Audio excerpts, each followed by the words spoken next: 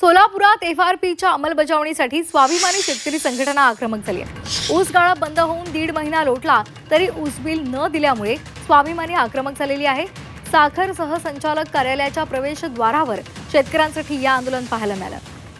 जिल्ह्यामधील एकाही कारखान्यानं एफआरपी नुसार अद्याप ऊस बिल दिलेलं नाहीये। साखर सहसंचालकांनी जिल्ह्यातील कारखानदारांवर कारवाई करावी। जिल्ह्यातील गोकुळ शुगर कारखान्यानं सील तोडून गाळप केलेला आहे आणि त्यावर अधिकाऱ्यांनी कसलीही कारवाई केलेली नाही असा आरोप आंदोलकांनी केला आहे।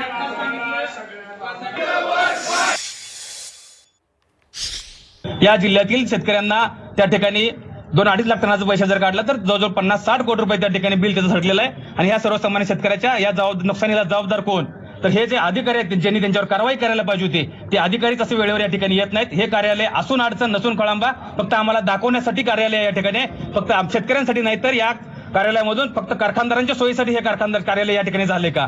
कारखानदारांना पुण्याला जाऊन परवानगी आणण्यापेक्षा या ठिकाणी त्यांच्या कार्यालय देता येतील म्हणून हे कार्यालय का? या ठिकाणी सर्वसामान्य शेतकऱ्यांना न्याय मिळायला पाहिजे होता पण तो मिळत नाही।